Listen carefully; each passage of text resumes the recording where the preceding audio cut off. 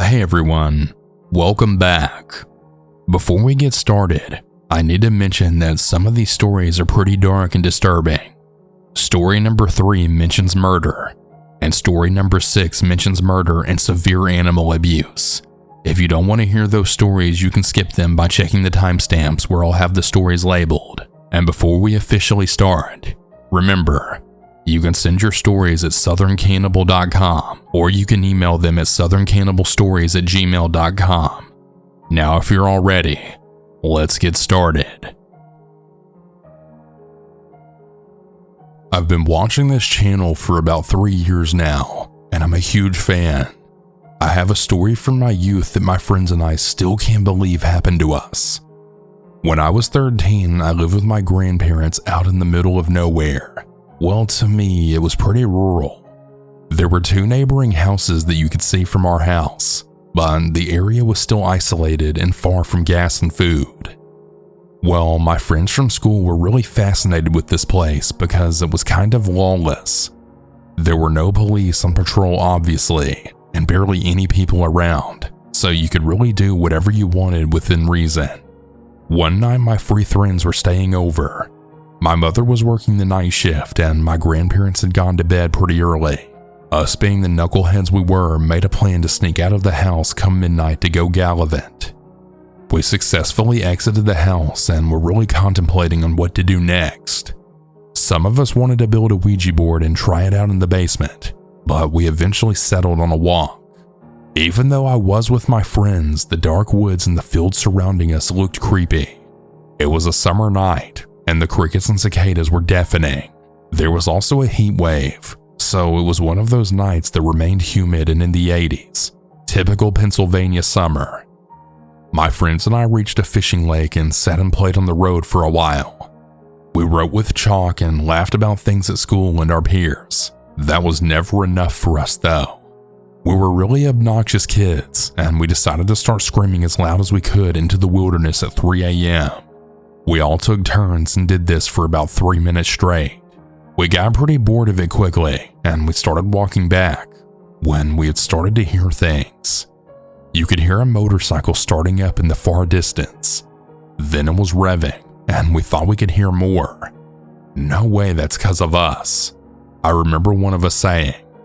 We all laughed and imagined what would go down if it were coming for us.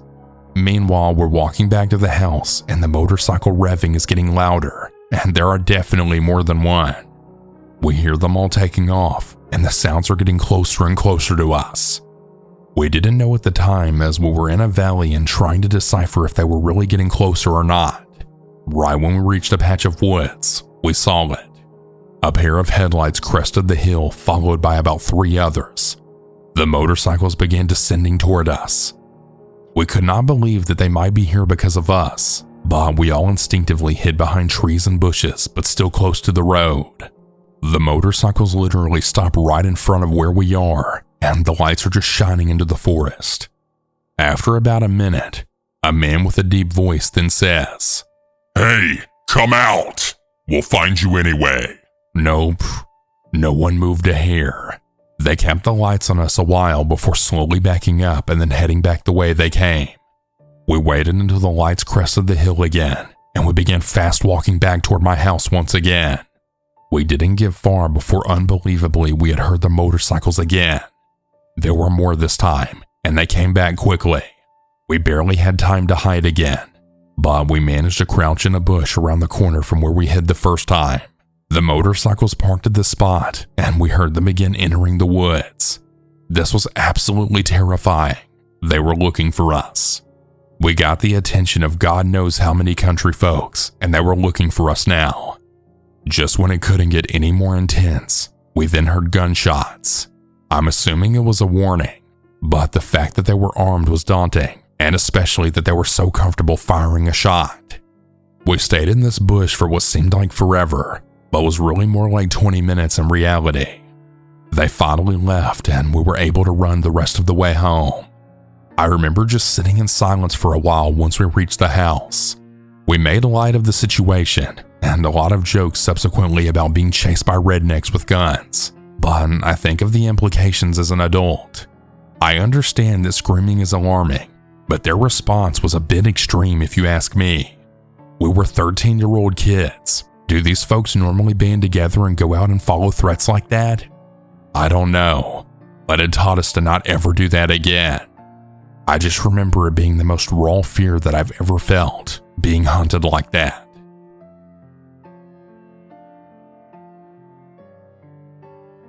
My name is Lacey. I have a neighbor named Bob that my husband and I have known for about 3 years. Bob is in his 80s and he's always super friendly. He would always say hi to me and my husband and talk to us about his everyday life.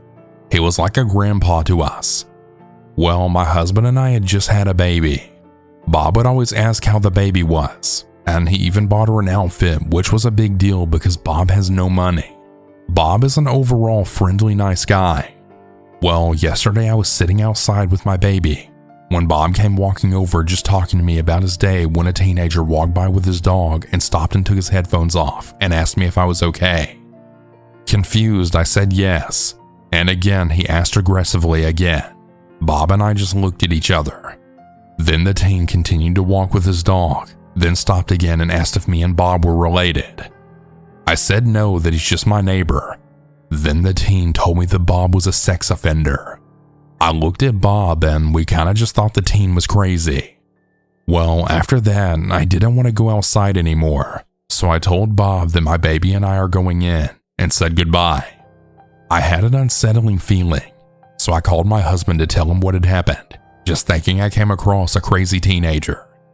Well, my husband looked Bob, our neighbor, up in the system, and boy did my world get turned upside down. Bob is a level 3 sex offender and is a lifetime register. He went to jail for 3 years back in 2017 for 9 different counts. I wanted to throw up upon finding out this information. I had this man around my newborn baby, and my husband and I have always been friendly with him for years. We're now avoiding him at all costs. I would have never guessed that the sweet old man that has never said a bad word in front of us was a level 3 sex offender. It just really goes to show you that you can't trust anyone.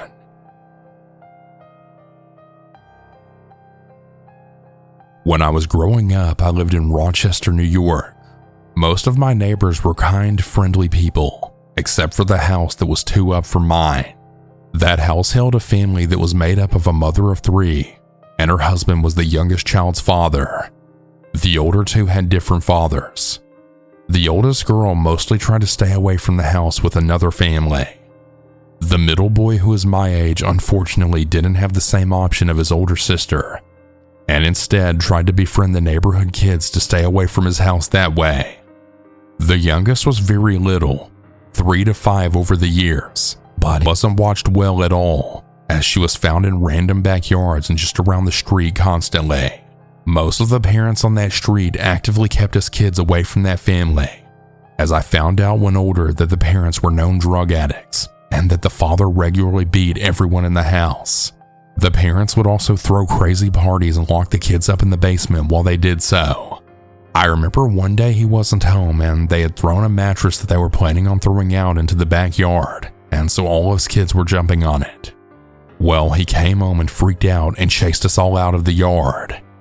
When I was 8 years old, my mother and I were away visiting family for Christmas, when my mother got the call from my dad, who said the whole neighborhood was awoken in the middle of the night to gunshots.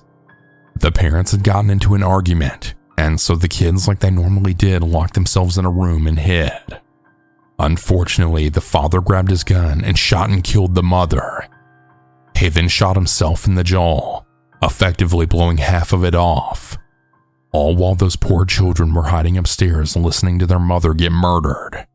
Surprisingly, he only received 15 to 20 years in prison, not even life.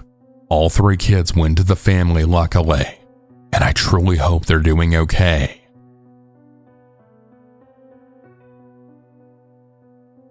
In 2018, I moved into a small 2-story property in England with my then boyfriend. It was in a quiet cul-de-sac with houses crammed together, all facing each other. I am very introverted, and I don't typically make a habit of socializing much with neighbors. Still, we naturally ran into a few and exchanged pleasantries, as you normally would, right? One of our neighbors, Greg, was incredibly welcoming right off the bat. He was an older gentleman, the kind who'd stop you for a chat that would drag on until you made an excuse for why you really had to get going. He shared local stories, asked about and took note of our birthdays, and even invited us around for a garden party where any and all were welcome.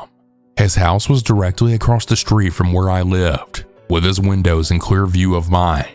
A couple of years passed by, and during this time my boyfriend and I split up. Although I never expressly shared this news with my neighbors, word must have gotten around with his car missing from the driveway. He moved out and left the country, but we stayed in touch regularly as friends. Having the house to myself felt lonely, so I got a cat to keep me company. He quickly became and still is my world. Greg would often flag me down to talk whenever he caught me leaving or returning to my house. Annoying, but I could live with it. I would update my ex about the weird little interactions with Greg, which we both found amusing to gossip about. On one such incident was when Greg came to my door to hand me over 2 of my parcels, one of which was a large table that he had yet to retrieve from his house. I had been raiding an Elder Scrolls Online at the time, doing a deathless speedrun for an achievement. Given the time constraint in my game, I told him I'd leave the door unlocked so he could simply put it by my door. I sat back down on my desk, put my headset on, and my group charged in at the final boss. I heard my front door opening, followed by the sound of my large parcel being placed down. Then footsteps approached me from behind. I peered behind me to see Greg just standing there, eyes fixated on me. My fear of disappointing my raid group, I continued playing until we killed the boss, then took off my headset. Greg's face lit right up, and he went on to tell me how amazing it was to watch me play. I got the impression that he'd never seen someone use a keyboard, let alone play games. He begged me to teach him and rambled on. He was clearly intoxicated, so I just laughed it off and gave a non-committal response. Despite repeated attempts to politely make him leave, he could not be persuaded. He seemed disappointed when I walked over to my door and opened it to clearly signal that it was time for him to go, but he actually left without further incident. Now, in the UK, houses often have individual outdoor bins for trash, which have to be rolled out to the street the night before collections take place. You're expected to bring the bins back to your property after collection. I noticed someone kept bringing my bins back in for me. Was I blocking someone's car by being too slow to do it? Around that same time, I had also noticed someone had been using my bins. I brought it up to Greg one time he pulled me over to park, and he said the same thing had been happening to him. Maybe it was petty of me, but I decided to tape an old phone with the surveillance app to my window overlooking the bins to try and figure out who it was. Lo and behold, it was Greg.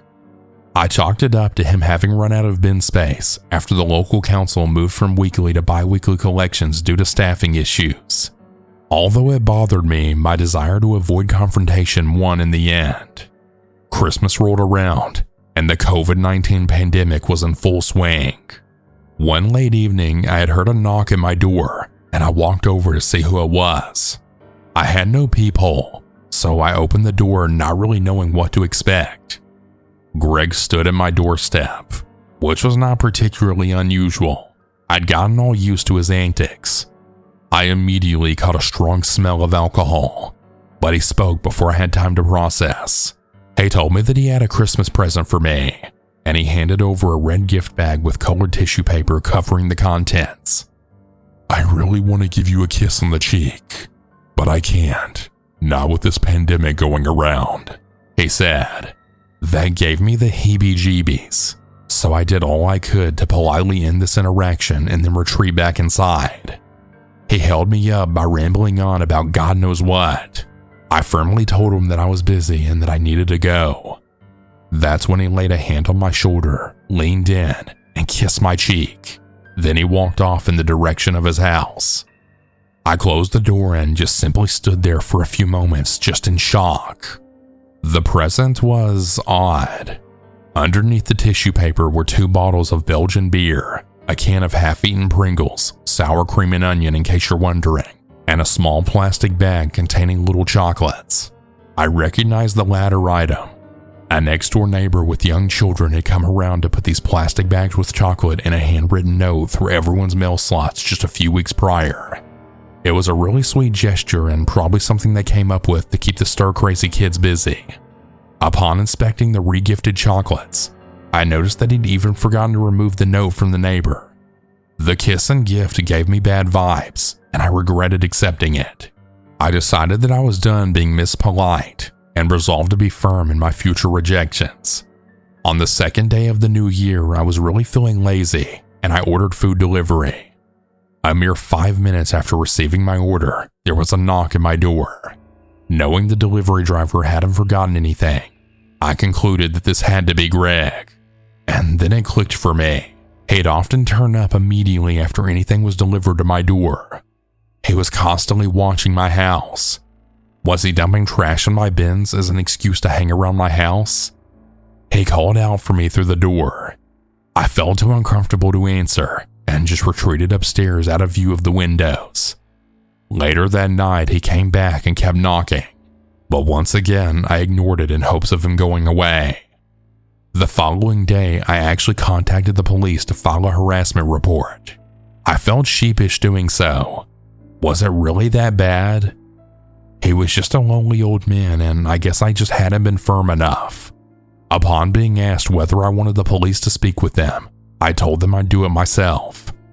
I just wanted the report on file in case anything else happened. I would later become grateful for filing that report. Greg turned up at my door a few days later, telling me how worried he was about me. I told him verbatim, "I think it's best if we don't have any contact going forward." His response was eerie. "I just wanted to be your friend." I held my ground, cut the conversation short, and then closed the door. Finally, it's over, I thought. A year went by without incident. Everything seemed fine, with no knocks on the door or unwanted conversations while I was outside. One night in winter, I was leaving my house to get groceries. It was completely dark outside, save for a lamppost casting some sparse light into the street. My driveway was at the side of my house where the bins were stored. This driveway was blocked in by a tall panel fence to add some privacy, seeing as the kitchen window was directly next to it. You could see right into my kitchen and living room through this window. As I was outside locking the door, I saw a figure in the dark slinking out of my driveway and behind the fence. I immediately unlocked the door and went back inside. I mean, it was dark. I could have imagined it, but my gut told me otherwise. Was there someone waiting for me behind the fence? Ultimately, I trusted my instincts and decided to forego the groceries for the night. I bought and mounted a motion sensor light to illuminate my driveway. The memory of the shadowy figure quickly faded in my mind, and the new light really gave me some comfort that I'd at least be alerted if someone was lurking outside my window. A couple of months after the incident, I was in my kitchen getting some food for my beloved cat. The window was directly to my left, around 3 feet away from where I stood. As I dumped the cat food into a bowl, I suddenly became aware of my motion sensor light being on. I scanned the outside, not seeing anything, until my eye landed on something in the bottom corner of the window. I squinted, trying to make out what I was looking at. It somehow wasn't properly illuminated. I kept staring for what must have been 30 seconds. The light outside remained on. Suddenly, Greg pops into view directly outside. He'd been crouched down, peering in from the corner of the window. I'm normally someone who's cool as a cucumber. I never raise my voice or yell, but I truly lost it at that moment, screaming, "What the hell are you doing?"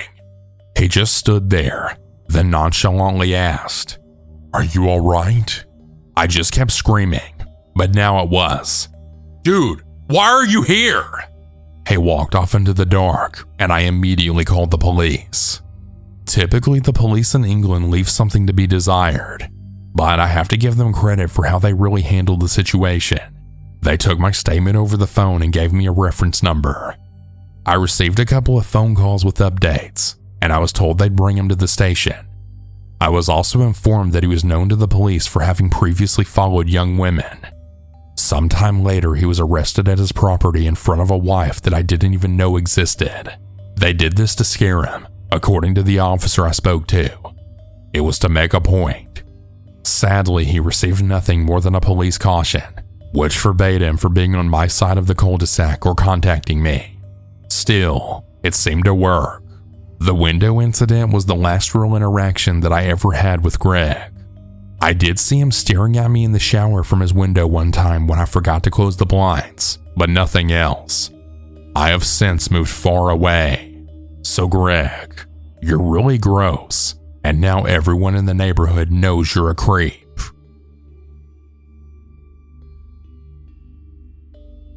I'm a 28-year-old female for reference. Please be kind. This is my first post on this subreddit. I may not be the best storyteller, so please forgive me for the rambling and for the length. Anywho, this happened for a year and a half starting in November of 2011. I was living by myself in a 2-bedroom house that was at the end of the street close to an open secluded field. It wasn't in the safest area, but it wasn't in the ghetto either, somewhere in between. I never really hung out with friends because of work, my schedule, errands, taking classes, etc. And all of my family lived out of state, so I was basically always alone, which is how I like to be though. I mean, I'm pretty independent and I live a very private life. Also, I couldn't afford a car at the time, so I just walked everywhere. I had to walk by my neighbor's house in order to get into the main road and towards the park, where I did most of my jogging. My neighbor who lived 4 houses down from me took notice of this and took it upon himself to try and save me from my loneliness. I'm pretty predictable, and my schedule is the same on an almost day-to-day basis. Wake up at 5:40 a.m. to go jogging, work at 6:30, lunch break at 11 for about an hour, go home at 4, art class at 5:30, and another jog at 7:30 p.m. Then I'm home by 8:30. It's bad, I know, to do the same thing almost every day, but it's easier for me to remember what I have to do, and it sets a sort of comfort to me. I get in the zone. I am, however, always aware of my surroundings, and started to notice my neighbor just standing out on his front lawn at all the times that I was out and about. Whenever I would go home, he would watch me until I reached my door, then turn around and start walking towards his house. After a few weeks of him giving me the stare down, he had started with small talk. "Hey, how are you?" In which I would just give him a polite nod and just a mumbled, "good," and a goodbye wave. As stated before, I'm quite shy and I like to keep to myself. Each time he would say a little more. "Hey, so you live alone in that house? Where do you work? How come you don't seem to get any visitors?" I tried to stay polite but evasive in my responses and not give too much personal information away. "I work in town." "Oh, I'm a very busy person." Nervous laughter, fumbling with my headphones as I give him another awkward wave. This went on for a few months now, with him trying to pry me with more information and even trying to block me from jogging around him. I noticed him becoming more aggressive and needing to know my whereabouts, and once even caught him snooping through my mail before replacing my envelopes back in the box and then walking away. Once my best friend came by on my birthday to give me a present and my cake. The next day, creepy neighbor guy was drilling me as I was walking by. "Who was that guy that stopped by yesterday? Was he your boyfriend? He stayed for like 3 hours. What were you doing?" Etc. I became very annoyed and just shrugged, saying, "That's none of your business." Cue the fake smile and turn my speed walking into a slow jog. At this point, I had had about enough of this guy. I've been polite, but very obviously clear that I wasn't interested in casual conversations or being constantly pressed to speak and interrogated about my personal business. I enjoy being on my own.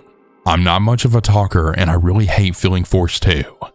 One day while returning from one of my evening exercise routines, I was speed walking to my house. Out comes the said neighbor running towards me with a very angry expression on his face. He blocks my path and stands directly in front of me with his arms crossed against his chest. "We need to talk now," he screamed. Being so surprised by his outburst, I took a few steps back. He was a big guy, husky and tall. I'm fairly small, 5'3", 115 pounds. He towered over me. About what? I asked. He then says, every day I see you walking around and around for hours and hours all by yourself. I know all about you. This is my neighborhood, and I know everyone and everything that goes on here. You don't have any friends or family, and you're very lonely. I can save you. We can be great friends. I love you. I took several steps back with my arms out, afraid of what he may or may not do, and because I was feeling incredibly uncomfortable. And then I felt my rage start to build up. First of all, I screamed, you don't even freaking know me. How the hell can you say you love me and know everything about me? I happen to like being on my own, and I really enjoy living a private life. I've been polite to you thus far, but you obviously can't take a hint and leave me the hell alone. I've given you no indication whatsoever that I want to be your friend, and I've been quite obvious in letting you know that your constant snooping and barrage of questions not only annoys me, but makes me feel uncomfortable as well. So since you can't take a subtle hint, I'll be clear. Leave me the hell alone. He chuckles, then he giggles like I said the funniest joke of all time. Meanwhile, I'm standing there fuming because I'm not used to screaming and spending my energy in that way. I'm soft-spoken, and it really takes a lot for me to raise my voice. You have to push me to my limit. He stops laughing long enough to then say, I know you need saving, and I'm your neighbor, so that means I love you, and I love you very much. I'm not a creepy guy. He then gets very serious again. I just know you like the back of my hand. I know that I can save you and make you happy. I know you don't like to be alone, and I can't stand the fact that you walk everywhere and exercise all the time. You don't need to exercise every day. I hate that you do that. You need to come over to my house instead and have a few beers with me. Have fun. Live a little. Stop being so serious all the time. I replied with, leave me alone. Again, you don't know crap about me. I enjoy exercising, and who the hell are you to tell me what I can and can't do? I quickly noped the hell out and ran to my house, slamming the door behind me. I can hear him chuckling again.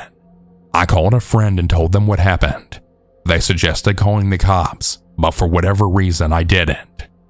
I started to become paranoid after that incident, and if I saw him already standing on his front lawn, I just stayed inside. I also stopped walking down the street that led out to the main part of town. Instead, I detoured and walked through the secluded open field by my house. I opened up a gym membership so I can still exercise without him seeing me jog around the block, and I pretty much just tried to avoid him as much as possible. But one rainy day, my ninja skills slipped and he saw me cutting through the field. He started running full speeds towards me, but I reached my house in time to lock the doors and then cower inside. A few moments later, he was banging on my door saying my name. He knew from my mail that he spied on, and he was saying, open the door, now! I waited until he left and cautiously opened the door, and a small folded piece of paper fell. I picked it up and relocked the door. It said, call me AJ, and then his phone number, XOXOXO. I ripped it up, called the same friend as before, and complained. Once again, they advised I called the cops, but at this point my lease was up, and I was moving in less than a week, so I was just kind of like whatever about the whole thing. Fast forward to moving day. I'm with a few friends, some work colleagues, and we're packing up my stuff into several cars and cleaning everything up. As we're finally driving down the street one last time, out comes the creepy neighbor, and then he says, why didn't you tell me you were moving? You're supposed to tell me everything. As I'm in the car, he's shouting this, and my friend pulls down the window a bit and then says, I thought you knew everything, bud. We then laugh and drive away, and I never see him again. Well, I hope you all enjoyed listening to this. It may not be super creepy, but it sure was a very uncomfortable situation for me. There were times where I really felt like a prisoner in my own home. I'm really glad it's over. Thanks again to all of you who listened.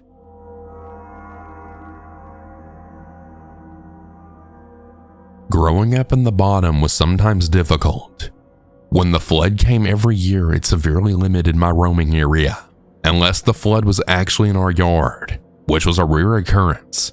Most of the kids from the bottom would normally wind up playing football or baseball in our yard. Altogether, there were probably 8 or 10 kids that would get together. The kids from the bottom and some other neighbors. We'd choose teams and play whatever game was popular at the moment. When we moved away in November of 1984, it was a sad time for me because I was leaving behind the only friends I'd ever known, some of whom I'd known since kindergarten.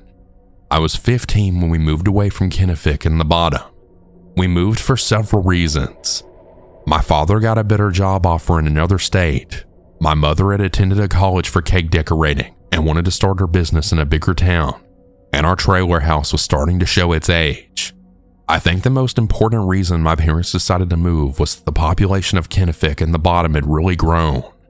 The bottom being what it was, it attracted a less than perfect quality of resident. In the last few years that we lived there, the police were coming out more and more often. The bottom seemed to become a refuge for those who weren't on the best of terms with the law enforcement community. There were more and more cars and trucks driving faster than was safe at all hours of the night. It was a rare weekend that we didn't see blue and red lights go whizzing by our house or hear a screaming siren. One night a helicopter landed in the field across from our house and was met by an ambulance just a few minutes later. We heard that someone had broken into a house in the bottom and had been shot. It wasn't that tight-knit little community anymore. There were more and more strange cars and faces. The summer of 1984 was eventful for me on several levels. I turned 14 in July, and I got my first razor amongst my other gifts. My voice had finally stopped squeaking. I grew to be about 5'10". I was a cornerback on the high school football team. Dad was teaching me to work on cars by fixing up an old 73 Cougar for me to have when I got my license. And I was in love with a girl who lived down the street from us. Her name was Heather, and she consumed my every thought, wish, and desire. We'd known each other since her family moved in about a year after us, and we'd ridden the bus to school together for almost 9 years. She was my first crush, my first kiss, my first love, my first heartbreak, my first everything. Heather was a year younger than me, and we went from hating each other in elementary school to tolerating each other in junior high. When I started high school, she was still in junior high, so we went to different schools. I can remember the first day I noticed her as something other than that skinny little black-haired girl from down the street. It was when school started after the Christmas vacation, and she got on the bus and was wearing new glasses. Weird, I know, but those glasses seemed to magnify the prettiest green eyes I'd ever seen. She caught me staring at her as she walked by to sit with her friends and smiled at me. Braces, wow! By the time she started high school, the next year we were a serious item. Her mother and my mother were good friends, and her mother would always say something that would embarrass the crap out of me. You two will have the cutest kids. That or, I think I hear wedding bells. Of course she was teasing, but still. Every time we left her house to go for a walk or do homework or whatever, her dad would give me a sternest look and would say, "Be nice." I knew exactly what he meant, and I was always nice, for the most part that is. Heather had diabetes, and it always amazed me that she had to get shots every day. Every single solitary day.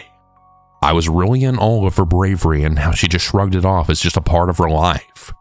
She broke her ankle one summer from jumping off a horse that got spooked, so every afternoon I would ride the bus past my house to hers and carry her books in for her, and then I'd walk home.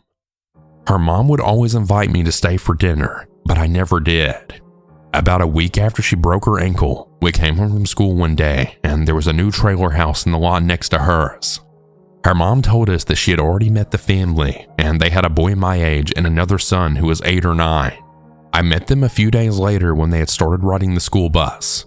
Robert was actually just a year younger than Heather. He was a tall, gangly, clumsy type of kid who wore thick glasses and was deep into Dungeons and Dragons. He was quiet and he kept to himself. We invited him to play football and do other stuff with us, but he was never really that interested. He read a lot and stayed indoors. Heather had already told me that he watched her whenever she was outside, but whenever she waved, he acted like he didn't see. He was an okay guy, I guess. We got along and he taught me to play Dungeons and Dragons and another game that I can't even remember now. His younger brother was named Jason. Now, Jason was an odd duck. His head was way too big for his body, and his teeth and ears were too big for his head. He was mouthy too. Anything anyone had ever seen or done, he or someone he knew had seen it or done it better. It got so bad that we would actually make up words about things just to see if he would take the bait, and he never let us down. Oh no. He knew all about the Chevrolet Z56 12-cylinder 6-wheeled car that was coming out the following year. He knew all about the new bullets that the Army was developing that could shoot someone around corners and go through tanks. He was also a klepto. Pens, rulers, Hot Wheels, baseball cards, ball caps, and anything else that wasn't guarded was fair game. The bad thing was that whenever anyone called him on it, he'd insist that his aunt or a teacher gave it to him. Robert and even his own mother would always validate his story. Jason was always the instigator. He would tell one kid that another was talking about him just to see the reaction. Whenever we played a game, he would always want a do-over if things didn't go his way, and if we refused, he would say we were liars and cheaters. It didn't take very long for Jason to become unwelcomed around us. One day, Heather caught him behind their wheelhouse bent over something. She asked what he was doing, but he didn't hear, so she walked over to see. He had found a dead bird and he was pulling the feathers and skin off of it. Heather said that she screamed and asked what the hell he was doing. She said that he never moved and just looked over his shoulder at her with a spooky grin and said that he wanted the skull. About a month later, Heather's father caught him inside the wheelhouse putting wrenches into his pockets.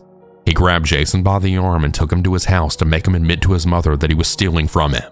When Jason's mother opened the door and saw her baby being held by the arm, well, she went crazy, and she had started yelling at Heather's father, telling him that she was going to sue him. As Heather was telling me all this at their kitchen table, her dad walked by and said that Jason was a damned creepy little kid. One day, a week or so later, Robert showed up at my house and asked if I'd seen Jason. He was supposed to be home for dinner, and it was almost dark. I hadn't seen Jason, and I relayed this to Robert. My mother heard Robert asking me about this and told him that she'd seen Jason over in the field across the road. She said that he was playing with a dog in the door of the old abandoned barn about an hour earlier. Robert and Jason missed school the next 2 or 3 days, and the next time I saw Robert on the bus, he told me that he had found Jason in the barn with the dog. Jason had killed the dog and was skinning it. He told me that he had blood all over him like he played in it. Robert said he ran home, leaving Jason there by himself, and told his dad about it. He and his father went back to the barn, and Jason was still inside with the dead dog. Robert said his father grabbed Jason and was dragging him out of the barn when he then saw all of the skulls. He told me that there were skulls of all different kinds up on a shelf. He didn't recognize a lot of them, but he did see little bird and mouse skulls. He said that there were a lot of bigger skulls there too, probably 15 or 20. He said that they were black and brown and still had some skin left on them. Flies were everywhere, and it smelled horrible. Of course, I went straight to that old barn after school that afternoon, but someone had taken it all away. It did smell horrible in there, and someone had spread sawdust all over the dirt floor. Robert told me that his father and mother had a huge fight the night that they found Jason in the barn. Robert's father is planning to take Jason to a doctor, and his mother just kept insisting that he was just a little boy doing normal little boy things. Well, Jason wasn't on the bus for 3 or 4 weeks after that. When he did go back to school, he wasn't the same person. He didn't speak to anyone or respond when spoken to. Obviously, everyone had 1,000,001 questions, but he just ignored them all. He just stared out the window with his mouth opened, and he never said a word. I realize now that he must have been medicated. Eventually, the attempts to get his attention turned to ear flicks and swats to the back of his head, but there was never a response. Robert, his brother, made everyone leave him alone. Then one afternoon, it was raining and we were almost home when Jason started hitting himself. At first, no one noticed, but then this kid Bobby turned around in his seat and he told Robert that Jason was hitting himself in the face and that he was getting blood all over his clothes. Robert ran up and sat with Jason, holding his wrist so he would stop. That was the last time I saw Jason before I moved 2 months later. When we moved, I had called Heather as soon as I knew our new number. We already said our goodbyes, but we promised to keep in touch. Heather and I kept in touch through letters and cards mostly. This was before cell phones, and the long-distance charges cost too much, so I was really limited to an hour on the weekend. Heather told me most of the important news through letters whenever she didn't want to be overheard telling me any gossip that was really good and juicy. This was before email as well. This is also how I found out that she had gone on a date with someone else, through a letter. Anyways, Heather told me about how Jason was back in school and how he'd gotten into a fight at least once a week. She said that he was talking now, but only when someone talked to him, and even then it was only a one-word response. He had always had a scowl on his face, and he walked around with his hands clenched into fists.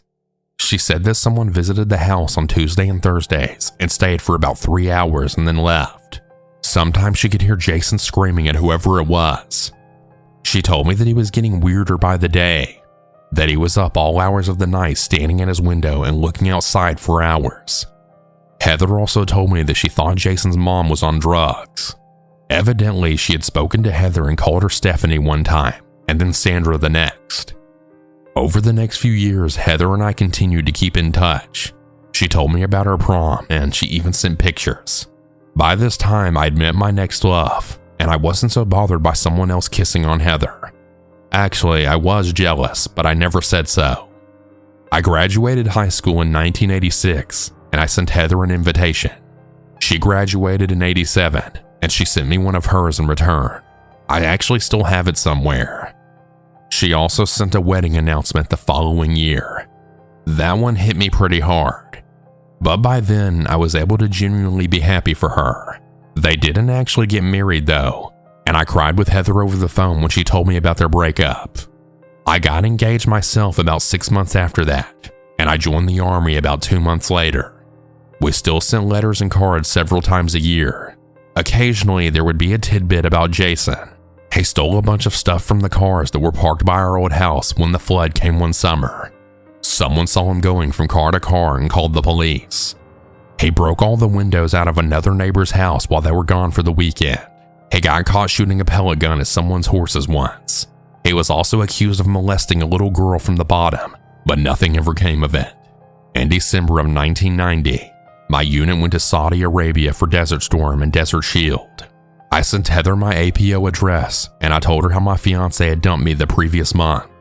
She sent back a box of homemade chocolate chip cookies with a note that said not to worry, that they weren't sugar-free.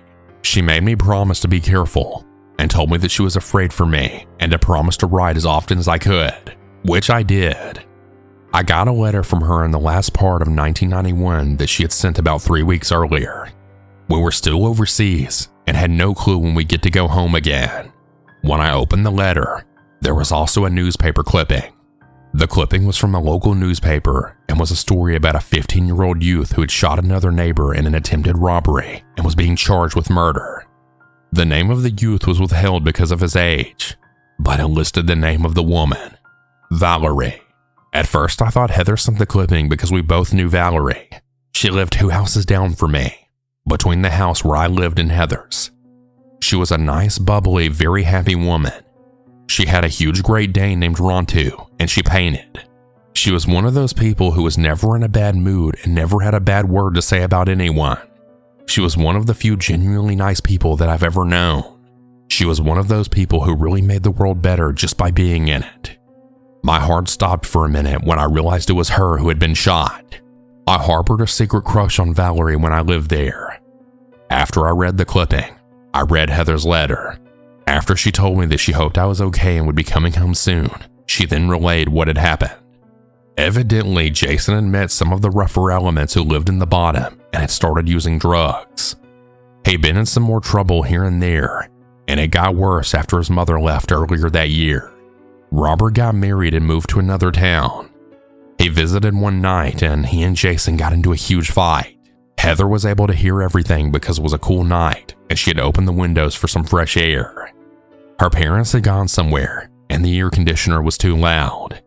She went on to say that she had heard them fighting and crashing into the walls and breaking things. She told me that one of them got pushed into a window and broke it. She said that Jason was screaming so loud that his voice would crack. After about 15 minutes of this, it got quiet and then Robert left. Heather said that she could hear Jason crying and ranting and screaming to himself. Then she saw him walking in front of her house toward Valerie's place. Valerie's husband worked at a grocery store called Brookshire's Brothers in Dayton during the day and then went to college at night. He was also in the National Guard and was gone 1 week in a month and 2 weeks during the summer. Instead of getting up early on Saturday morning and driving to wherever he went for his National Guard weekends, he would leave on Friday night. Whenever he was gone, Valerie's niece would stay with her. Jason was in love with her niece. I can't remember her name now, and I never knew her when I lived there. Heather told me that she didn't give it much thought because she was just trying to concentrate on her books. But then she heard shouting and then saw Jason storming back into his house. She just assumed that Valerie didn't want him at her house, especially if he was high on something. Heather, who was a junior in college at this time, was studying, and she forgot all about it until she had heard shouting again from Valerie's place about an hour and a half later. She said that she could hear crying too. She could also hear Jason shouting. She turned off her desk lamp so she could see outside better, and when she looked, the front door of Valerie's house was standing open. Heather said that she was just getting ready to call the police when she heard the shot and then saw Jason run out the door and then head back towards his own house. Heather said it scared her so bad that she couldn't move. She sat in the dark watching and listening, but afraid to draw attention to herself by moving or making any noise. Heather said that he was home for about 15 minutes and then he got into his car and left. When he was out of sight, she ran right over to Valerie's house. Mr. Votel, the neighbor who lived between Heather and Valerie, was already there and was calling the police. Valerie's niece was sitting on the sofa with her legs pulled up to her chest, hugging her knees. She was hysterical and crying. Mr. Votel wouldn't let Heather go into the bedroom. Heather said that he told her in a voice that was much older than it should have been to keep the door closed, that she didn't want to see anything in there. Then he told her to take care of the little girl. They then waited until the authorities arrived. Heather went on to tell me that according to the niece's statement, Jason asked if he could sit and talk for a few minutes, but Valerie didn't think it was a good idea. The niece said that his nose and lip were bleeding, and that he had cuts and scratches on one arm that were bleeding. Valerie had asked him to leave, and when he didn't, she got up to call the police, and that is when he started shouting and left. The girl said about 20 minutes later, something hit the side of the house, and the dog Rontu had started barking. When Valerie opened the door to see what happened, a man in a black ski mask forced her back inside with a pistol in her face. He made her lock Rontu in the bathroom and threatened to shoot him if she didn't do as he asked.